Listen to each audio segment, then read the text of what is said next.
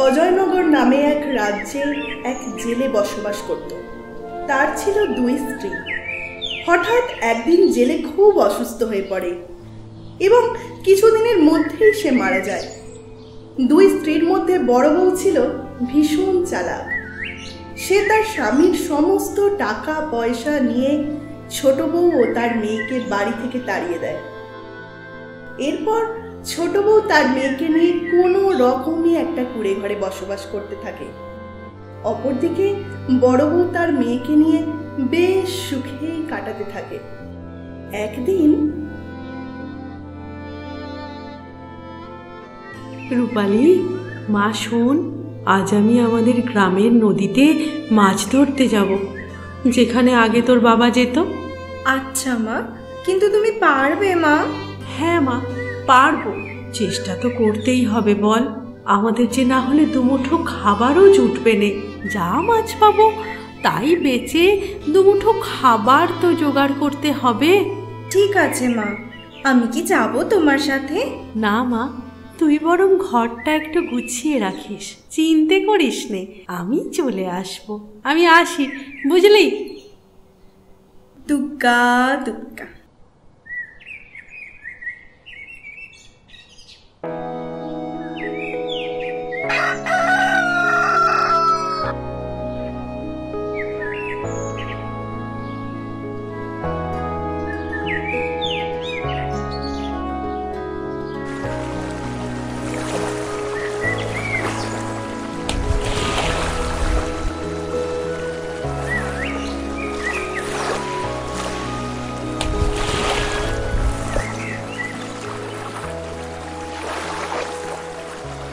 না, আর একবার দেখি চেষ্টা করে, যদি কিছু পাই।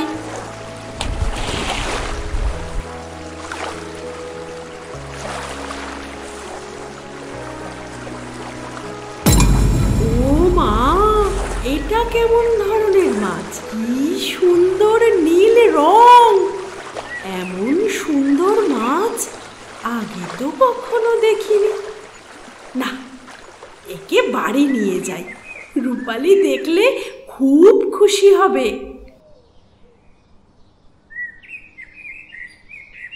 মা রূপালী, ও মা, কোথায় গেলি?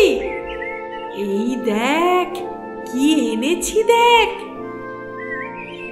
কি হয়েছে মা? কি এনেছো? এই দেখ মা। ও মা, কি সুন্দর এই মাছটি! কিভাবে পেলে গো? আর বলিস নে,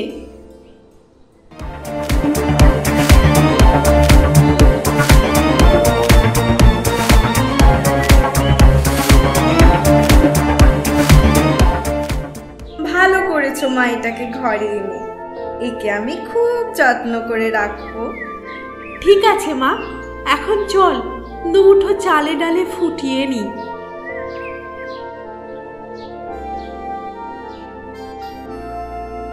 কি রে মা, আর কত সেবা করবি?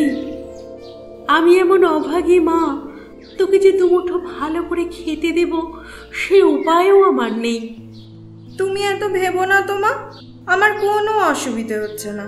তুমি আগে সুস্থ হয়ে যাও, তারপর সব হবে। হায় ভগবান, একে নুন আনতে পান্তা ফুরায়, তার উপর আমার শরীর খারাপ নিয়ে ভুগছি কত দিন হয়ে গেল। কি অপরাধ আমাদের ভগবান! মা, তুমি একটু চুপ করে শুয়ে থাকো তো, না হলে শরীর খারাপ আরো বাড়বে। আমি কাল থেকে মাছ ধরতে যাব, যা পাবো তাই বেচে সংসার চালাবো।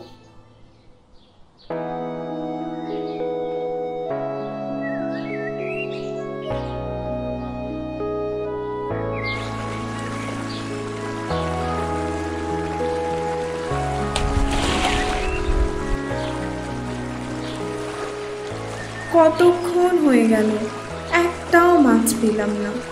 আমি কি করে মায়ের ওষুধ কিনবো? হে নদীমা, আমাকে সাহায্য করো, আমাদের যে বড়ই অভাব। আমার মাকে কি করে সুস্থ করব?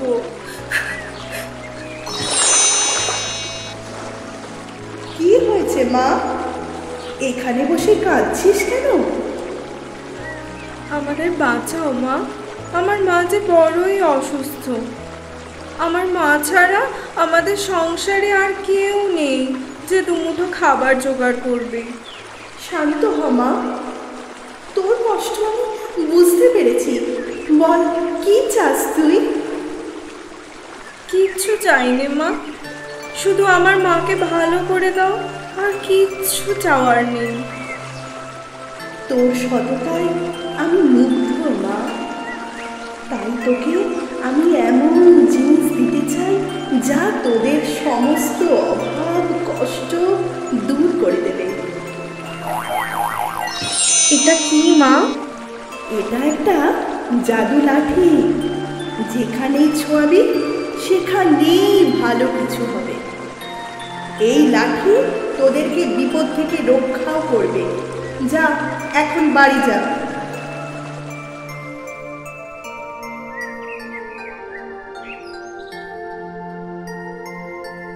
মা, ও মা, কোথায় তুমি? কি রে মা, কি হয়েছে? বলছি শোনো।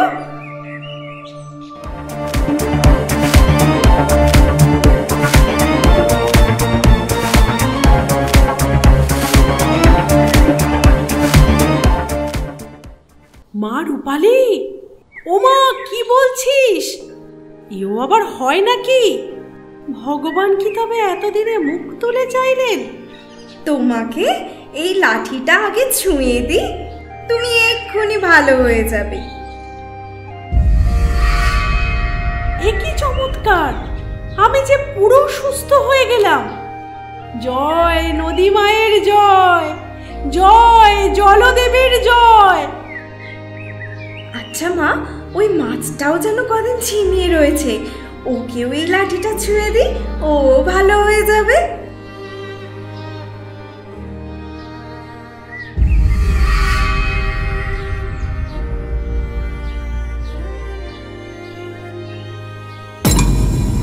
কে বাবা তুমি?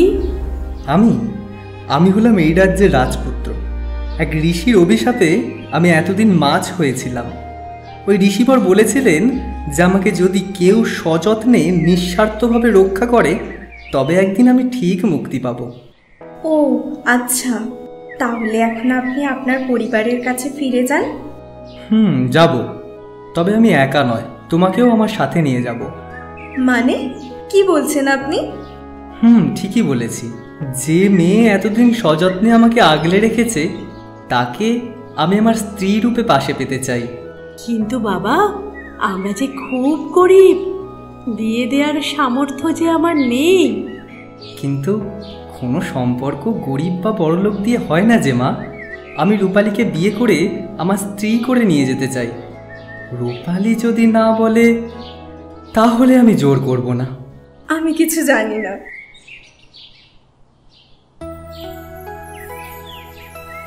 মা শুনেছ, ছোট বউ আর ওর মেয়ে কি সব দৈব লাঠি আর মাছ পেয়েছে।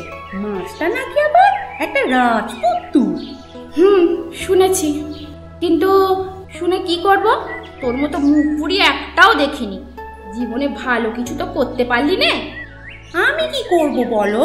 শোন, তোকে কিচ্ছু করতে হবে না, যা করার আমি করব।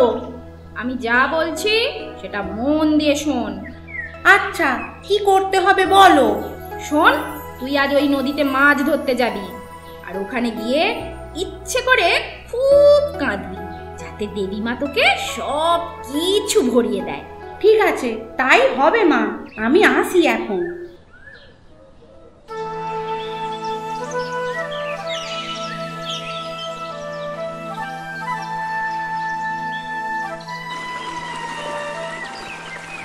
জালটা জলে ফেলে দিই, তারপর কাঁদতে শুরু করব।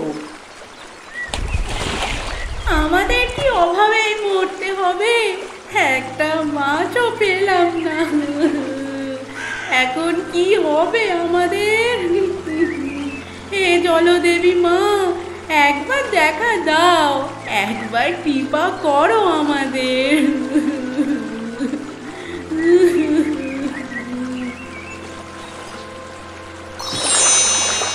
কি হয়েছে মা? কাঁদছিস কেন?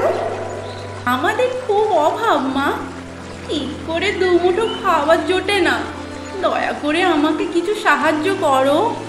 আচ্ছা, তুই আমার কাছে কি চাস বল, আমি তোকে সব দেব। সব দেবে? তাহলে সোনা দানা হিরে মণি মুক্ত ভালো ভালো পোশাক সব দাও, সব সব অভাব দূর করে দাও আমাদের। আচ্ছা তাই হবে, এই নে এই লাঠিটা রাখ। শুধু এই লাঠিটা নিয়ে কি করব? সত্যি যদি কিছু দেবার থাকে তো দাও। অধৈর্য হোস না, সব কিছু পাওয়ার একটা সময় থাকে, তাই যা বলছি শোন। আচ্ছা সে দেখা যাবে, এখন বলো তো এই লাঠিটা আমার কি কাজে আসবে?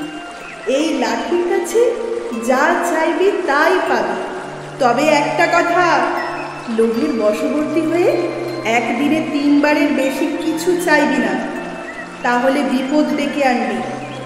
আচ্ছা ঠিক আছে, তোমার কথা শুনলে তো হবে না। আমার যতবার ইচ্ছে আমি ততবার চাইব, তুমি বলার কি? কি হলো, কি ভাবছিস? না কিছু নয় তো, আমি আসি। মা, ও মা, দেখো আমি কি পেয়েছি। আর আমাকে মুখ পুরি বলতে পারবে না। কি হয়েছে, এত চেঁচাচ্ছিস কেন? এই দেখো, এই লাঠিটা আমাকে দেবী মা দিয়েছে। শুধু এই লাঠিটাই দিল, আর কিচ্ছু দিল না? ভালো করে কাঁদতেও পারিস নে নাকি? আহ চুপ করো তো, না জেনে কথা বলো না। এই লাঠিটা যে সে লাঠি নয়, এই হলো জাদু লাঠি। এর কাছে যা চাইবো তাই পাবো। তাহলে তাহলে অনেক টাকা পয়সা সোনা দানা সব চা দাও তো লাঠি, অনেক অনেক টাকা পয়সা সোনা দানা দাও দেখি আমাকে।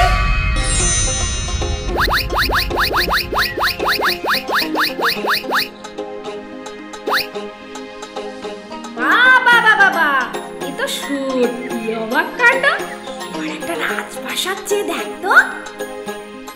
এবার দাও তো লাঠি, আমাদের বাড়িটাকে একটা রাজপ্রাসাদ বানিয়ে।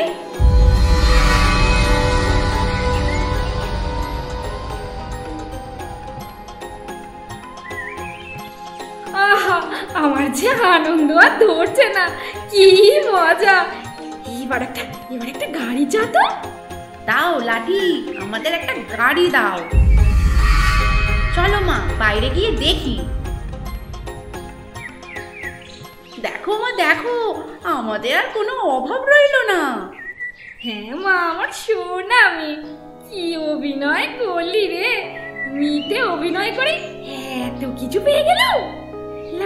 লাঠিটা আমাকে দে তো একবার।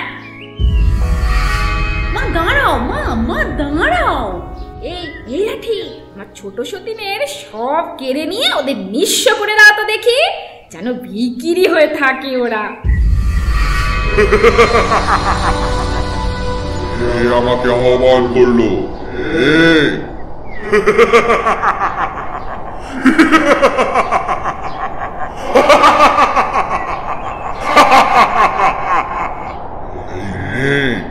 আমাকে জাগিয়ে তোলার ফল দেখ।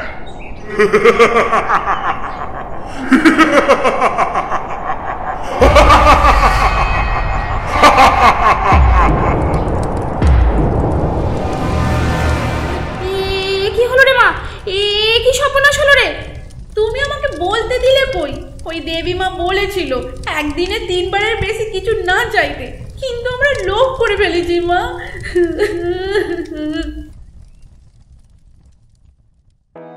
তাহলে বন্ধুরা, আমরা এই গল্প থেকে কি শিক্ষা পেলাম? লোভের বশবর্তী হয়ে আমরা বুঝতেই পারি না যে কখন নিজেদেরই অনেক বড় ক্ষতি করে ফেলেছি। ঈশ্বর যেটুকু দিয়েছেন সেটুকু নিয়েই আমাদের সন্তুষ্ট হওয়া উচিত। অন্যের সুখ দেখে বিচলিত না হয়ে নিজের সুখ কিসে আছে তার সন্ধান করাই বুদ্ধিমানের কাজ। লোভকে সংবরণ করাই আমাদের লক্ষ্য হওয়া উচিত।